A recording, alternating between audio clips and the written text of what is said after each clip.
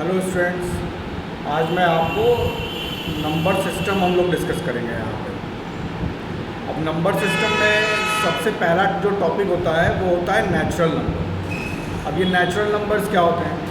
Natural numbers जो है 1 से स्टार्ट होते हैं, जैसे कि 1, 2, 3, 4, 5 और ये प्लस इन्फिनिटी तक जाते हैं। और इसको जो है हम n से डिनोट करते हैं।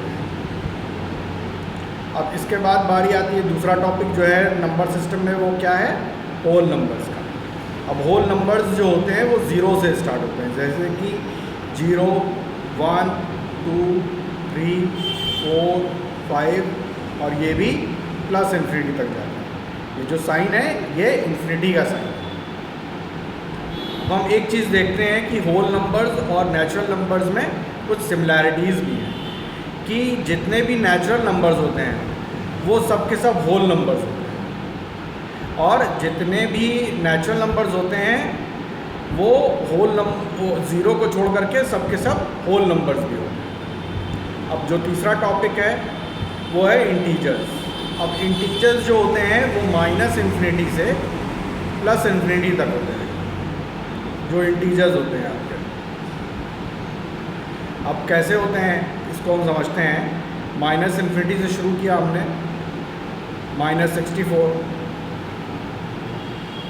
-5, -2, -5, -4, -3, -2, -1, 0, 1, 2, 3, 4 और ये प्लस इन्फिनिटी तक जाता है। अब हम ये देखते हैं कि इंटीजर्स के अंदर सारे नेचुरल नंबर्स और सारे के सारे होल नंबर्स आ जाते हैं, क्योंकि 0 भी एक इंटीजर होता है। इंटीजर्स को हम लोग z से रिप्रेजेंट करते हैं। अब इसके बाद हम लोग आगे बढ़ते हैं। हम लोग ये चीज़ समझते हैं कि जो इंटीजर्स हैं उनमें हम एडिशन और सब्ट्रैक्शन कैसे कर सकते हैं। अगर इंटीजर्स दिए हुए हैं उनको ऐड कैसे किया जाएगा या फिर उनको सब्ट्रैक्ट कैसे किया जाएगा। अब इसको समझने के लिए सबसे पहले हम एक नंबर लाइन बना लेते हैं इंटीजर्स को समझने के लिए, इंटीजर्स के एडिशन और सब्ट्रैक्शन को समझने के लिए। अब ये हमने एक नंबर लाइन बनाई हुई है। यहाँ पे 0 है, ये 1 है, ये 2 है, ये 3 है और ये 4 है, और ये कहाँ तक जा रहा है? प्लस इन्फिनिटी तक जा रहा है। और यहाँ पे -1 है, -2 है, -3 है, -4 है और ये भी -इन्फिनिटी तक जा रहा है। अब हम यहाँ पे एग्जांपल ले लेते हैं कि हमको -4 में +5 ऐड करना है।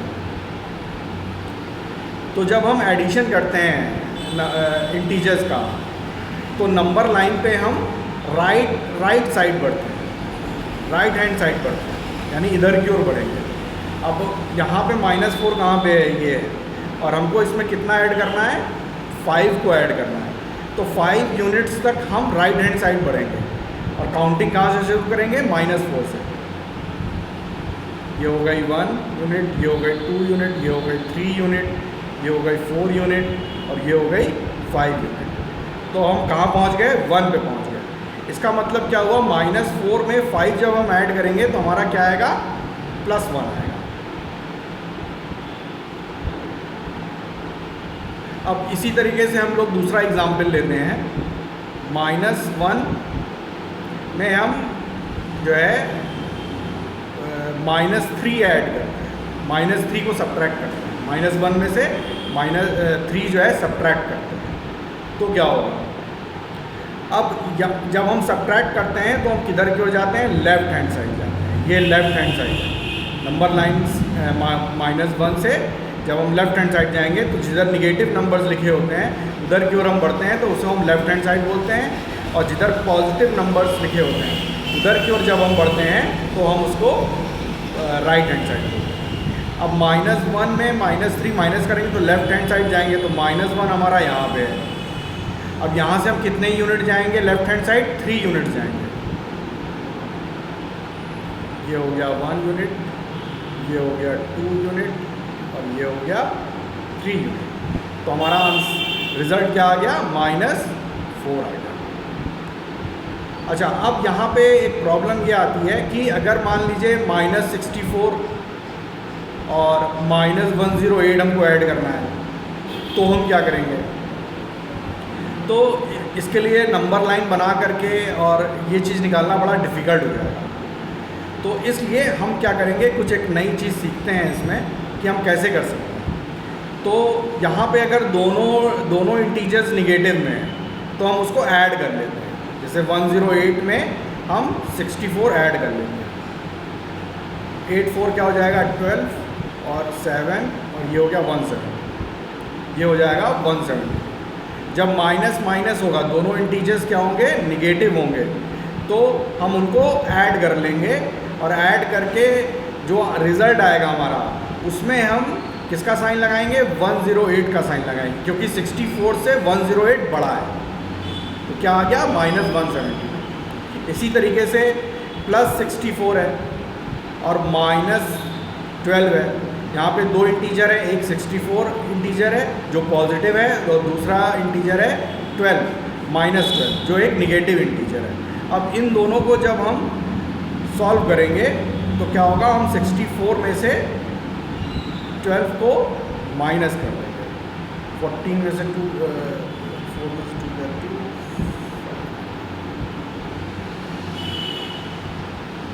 ये हमारा आ जाएगा 42।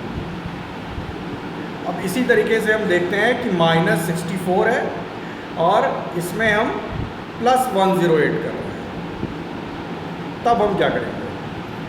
तब हम करेंगे जब माइनस प्लस यानी कि माइनस इंटीजर और प्लस इंटीजर होगा, तब हम क्या करेंगे? माइनस करेंगे। तो 108 में से हम 64 माइनस कर देंगे। जब 64 को माइनस करेंगे तो हमारा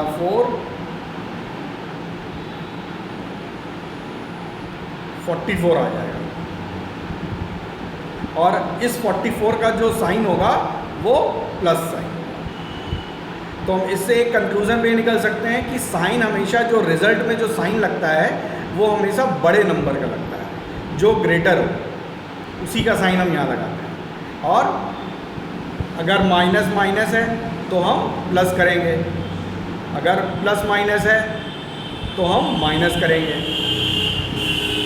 और अगर माइनस प्लस है तो भी हम माइनस करेंगे, प्लस प्लस है तो हम प्लस करेंगे। ये चीज़ हमें याद रखनी चाहिए।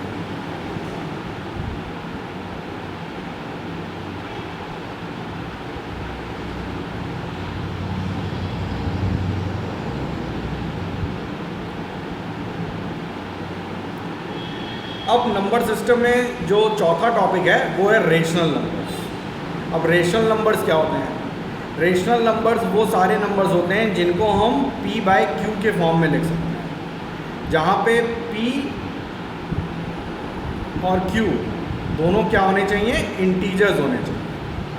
p and q is a element of integers, और p और q जो है अगर हम को प्राइम नंबर्स में,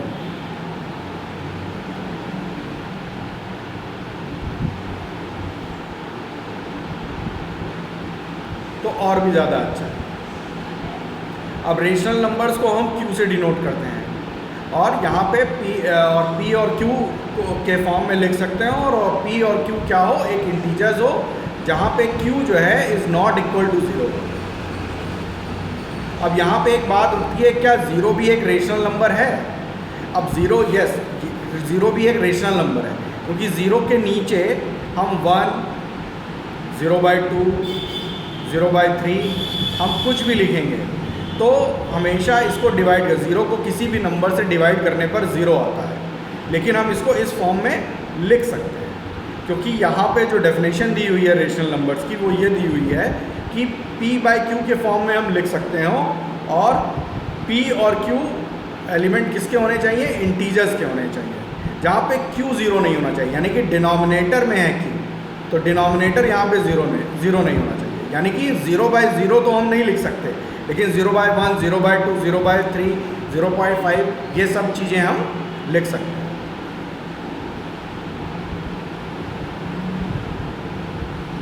अब दूसरा टॉपिक है इर्रेशनल नंबर्स।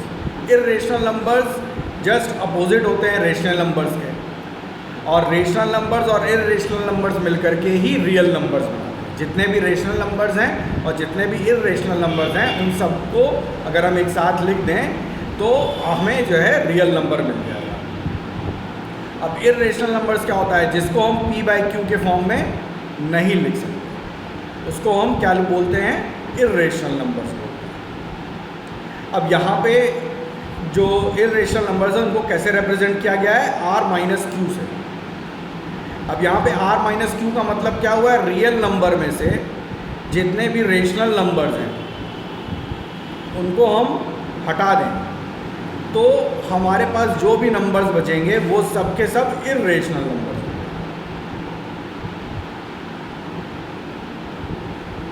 अब इर्रेशनल नंबर्स होते कैसे हैं, इर्रेशनल नंबर जैसे √2, √3। अब इसका मतलब यहाँ पे ये नहीं कि हर एक नंबर जो रूट में लिखा हो वो इर्रेशनल नंबर है। इसमें कुछ प्रॉपर्टीज़ होती हैं, वो अभी हमें आगे हम लोग डिस्कस करेंगे। जैसे कि √2 हो गया, √3 हो गया, पाई हो गया, ये सब क्या है, इर्रेशनल नंबर्स।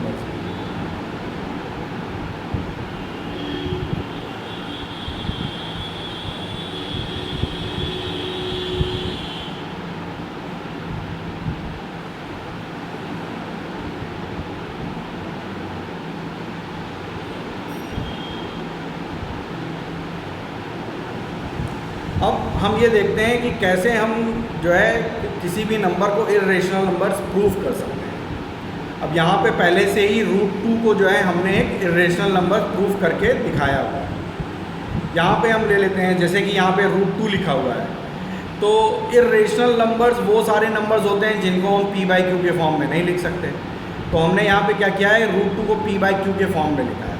और p और q क्या है, p और q जो है एलिमेंट ऑफ इंटीजर्स है, और p और q को हमने को प्राइम नंबर माना है। अब को प्राइम नंबर्स क्या होते हैं, को प्राइम नंबर्स वो सारे नंबर्स होते हैं जिनका कॉमन फैक्टर 1 और वो खुद हो, बाकी उनका कोई भी कॉमन फैक्टर और ना हो। 1 और वो खुद के अलावा जो है कोई ऐसे नंबर्स ना हो जो है उनका जो है ना कॉमन फैक्टर हो। प्राइम नंबर्स वो होते हैं जिनका जो है ना जिनका फैक्टर जो है सिर्फ 1 हो और वो खुद हो। और को प्राइम नंबर्स वो होते हैं जिनका कॉमन फैक्टर सिर्फ और सिर्फ 1 हो। तो हमने यहाँ पे क्या किया, √2 को हमने p/q के फॉर्म में ले लिया, और जहाँ पे p और q क्या हैं, इंटीजर्स हैं और को प्राइम नंबर्स हैं। अब दूसरा स्टेप में हमने क्या किया, on squaring both the side we get. अब दोनों साइड हमने स्क्वायरिंग कर दी। तो स्क्वायरिंग इसलिए की क्योंकि 2 में से रूट को हटाना था। तो हमारा क्या आ गया, 2 = p/q का होल स्क्वायर। और इसके बाद हमने इसको क्रॉस मल्टीप्लाई किया तो ये हो गया 2q² = p²। और ये पहली इक्वेशन हमने मानी। अब इसका मतलब क्या हो गया कि p²/2 = q²। इसका मतलब यहाँ पे ये हुआ कि 2 डिवाइड्स p, यानी कि 2 जो है p² को 2 जो है डिवाइड कर सकता है। तो अगर कोई भी नंबर का स्क्वायर किसी दूसरे नंबर से डिवाइड हो रहा है तो वो नंबर भी उससे डिवाइड हो जाता है। ये एक प्रॉपर्टी है। सो 2 divides p and p is a multiple of 2। अब यहाँ पे p² अगर 2 से डिवाइड हो रहा है तो p जो है b जो है 2 से डिवाइड होगा, और p का 2 जो है फैक्टर भी होगा। इसका मतलब क्या हुआ कि 2 जो है 2 का मल्टीपल हो गया p, यानी कि 2 की टेबल में p आएगा, तभी वो डिवाइड कर सकता है। तो हमने यहाँ पे p को = 2m मान लिया, और हमने ये जो p की वैल्यू 2m निकाली है इसको उठा करके इक्वेशन नंबर 1 में रख दिया। तो यहाँ पे p² = 4m² आ गया। अब फ्रॉम द इक्वेशन 1 एंड 2, अब ये वाली इक्वेशन 1 और 2 से हमें क्या मिल जाता है, 2q² = 4m², क्योंकि हम p² की जगह क्या लिख सकते हैं, 2q² लिख सकते हैं। अब 2q² = 4m² हो गया। अब q² = 2m² हो गया। यहाँ पे हमने 2 और 4 को रिड्यूस कर दिया, जैसे 1 और 2, ये आ गया q square is equal to 2m square. अब q square is a multiple of 2। अब यहाँ पे भी वही बात आ गई कि जो है क्यू स्क्वायर को हम ऐसे लिख सकते हैं 2m स्क्वायर, तो क्यू स्क्वायर जो है मल्टीपल हो गया 2 का मल्टीपल क्यू स्क्वायर हो गया, तो क्यू भी मल्टीपल होगा 2 का। तो यहाँ पे हमने p और q को क्या ले रखा था, को प्राइम नंबर ले रखा था, यानी कि उनका कोई भी कॉमन फैक्टर 1 के अलावा और कोई नहीं हो सकता। लेकिन हमने यहाँ पे प्रूफ कर दिया कि 2 भी एक ऐसा नंबर है जो p और q का एक कॉमन फैक्टर है। तो ये एक कॉन्ट्रडिक्शन पैदा हो गया, जिससे ये प्रूफ हो जाता है कि √2 एक इर्रेशनल नंबर है, क्योंकि √2 को हम p/q के फॉर्म में नहीं लिख सकते। अब इसी प्रोसेस का इस्तेमाल करके √3 को भी हम जो है इर्रेशनल नंबर प्रूफ कर सकते हैं। आइए देखते हैं कैसे करते हैं इसको। कि सबसे पहला स्टेप हमें इस तरह से इस प्रोसेस का ही इस्तेमाल हम करेंगे √2 के लिए, √3 के लिए, √4, √5 के लिए। अब यहाँ पे देखते हैं √3 ले लेते हैं। अब √3 इज इक्वल टू हमने p/q ले लिया। अब p/q क्या है, को प्राइम नंबर्स हैं और इंटीजर्स भी हैं। अब हमने दूसरे स्टेप में क्या किया, स्क्वायरिंग कर दिया। तो √3 का स्क्वायर करेंगे तो 3 आ जाएगा, और p/q का स्क्वायर करेंगे तो p² अपॉन q² हो जाएगा। अब इसके बाद क्या करना है, क्रॉस मल्टीप्लाई कर देना है। तो हमारी इक्वेशन क्या बन जाएगी, p² is equal to 3q² हो जाएगा। अब इसको हम ऐसे भी लिख सकते हैं कि p² upon 3 is equal to q²। अब ये चीज़ आ गई जो कि ट्रू है, तो हम ये मान सकते हैं कि जो है p² डिवाइड हो रहा है 3 से, तो p भी 3 से डिवाइड होगा।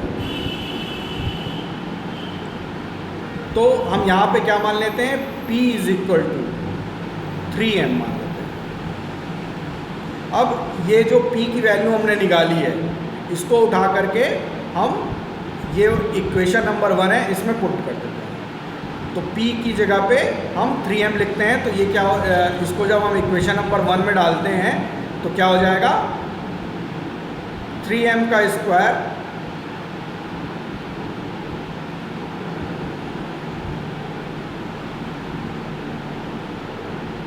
इज इक्वल टू p का स्क्वायर।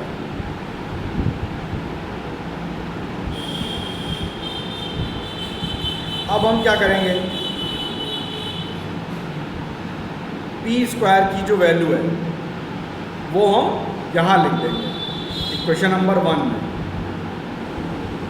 तो 3m का whole square is equal to 3q² हो गया। अब यहाँ पे ये क्या हो गया, 9m² हो गया। 9m² is equal to 3q² हो गया। अब 3 को से दोनों तरफ हम रिड्यूस कर देंगे, 3 1 जा 3, 3 3 जा 9। तो q² इज इक्वल टू क्या आ गया, 3m² आ गया। यानी कि q² जो है हमारा 3 से डिवाइड हो रहा है, इसका मतलब q भी 3 से डिवाइड हो जाएगा। अब यहाँ पे p और q के दो कॉमन फैक्टर, एक कॉमन फैक्टर और मिल गया हमको 3। तो फिर से वही बात आ गई कि हमने p और q को क्या मान रखा था, को प्राइम नंबर्स मान रखा था। लेकिन हमने ये प्रूफ कर दिया कि 3 भी p और q का एक कॉमन फैक्टर है, जिसकी वजह से हम √3 को p/q के फॉर्म में नहीं लिख सकते। इसलिए p/q √3 क्या हो गया, एक इर्रेशनल नंबर।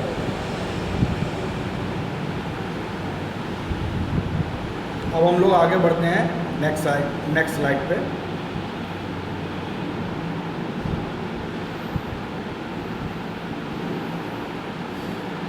अब यहाँ पे कुछ हिस्टोरिकल फैक्ट्स हैं। वो ये है कि पाइथागोरस ने ही जो है ना, ये सबसे पहले ये प्रूफ किया था कि √2 इज़ अ इर्रेशनल नंबर। √2 क्या है, एक इर्रेशनल नंबर है।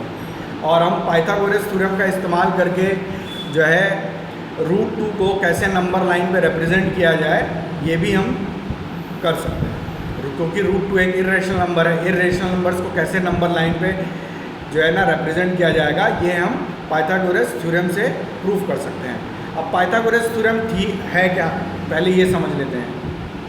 पाइथागोरस थ्योरम में पाइथागोरस ने ये कहा कि कोई अगर राइट एंगल ट्रायंगल है, ये हमने एक राइट एंगल ट्रायंगल बनाया, ये ए हो गया, ये बी हो गया और ये सी हो गया, और 90 डिग्री के सामने वाली साइड को हाइपोटेन्यूज बोला जाता है।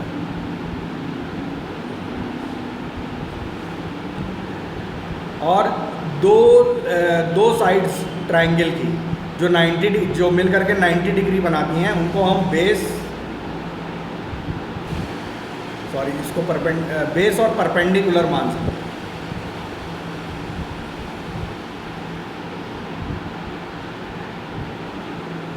अब अगर हम इसको उल्टा करें, जैसे कि यहाँ पे हमने इसको बेस मान लिया, इसको परपेंडिकुलर मान लिया, इसको आप परपेंडिकुलर मान लीजिए, चाहे इसको आप बेस मान लीजिए। और पाइथागोरस के थ्योरम के हिसाब से जो हाइपोटेन्यूज का स्क्वायर है वो हमेशा परपेंडिकुलर के स्क्वायर और बेस के स्क्वायर के बराबर होता है। अब इस थ्योरम का इस्तेमाल करके हम √2, √3 या फिर √5 जितने भी इर्रेशनल नंबर्स हैं उनको हम नंबर लाइन पे रिप्रेजेंट कर सकते हैं। अब कैसे कर सकते हैं ये हम आगे देखते हैं।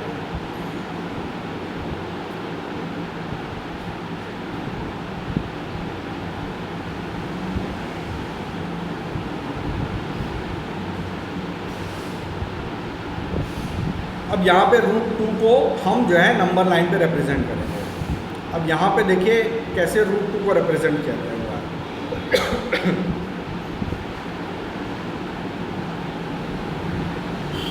अब यहाँ पे एक नंबर लाइन बनी हुई है और 0 से A तक हमने एक डिस्टेंस ले ली जो कि 1 यूनिट है। अब नंबर लाइन पे क्या होता है कि -3 और -2 के बीच की डिस्टेंस, -2 और -1 की डिस्टेंस, दो कंसेक्यूटिव नंबर्स के बीच की डिस्टेंस हमेशा बराबर रहती है। जैसे -2 -1 की डिस्टेंस और -2 और -3 की डिस्टेंस दोनों इक्वल होती है और वो उसको हम 1 यूनिट मान सकते हैं। तो हमने यहाँ पे एक लाइन खींचा 0 से 1 जिसको हमने 1 यूनिट लिया और उसके ऊपर एक 90 डिग्री का एंगल बना दिया 1, और उस जो AB डिस्टेंस ली वो भी 1 यूनिट ले ली।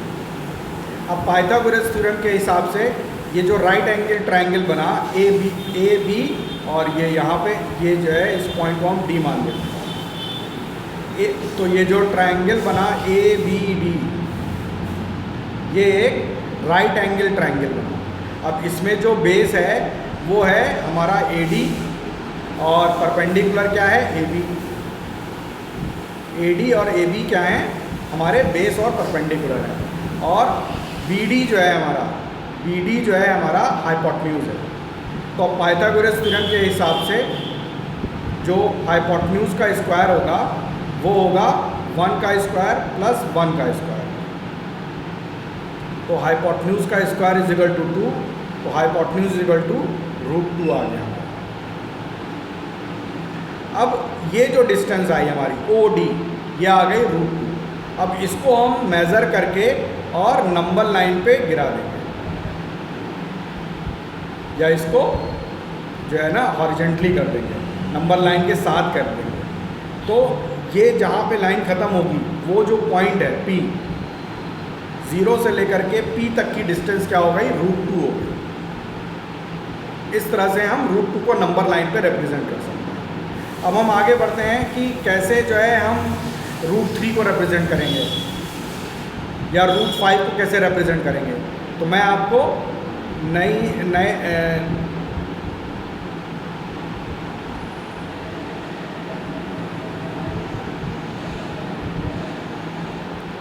नए पेज पे बताता हूँ कि कैसे हम जो है ना √3 को रिप्रेजेंट करेंगे। तो इसके लिए सबसे पहले हमको एक नंबर लाइन बनानी पड़ेगी। अब हमने यहाँ पे एक नंबर लाइन बना दिया,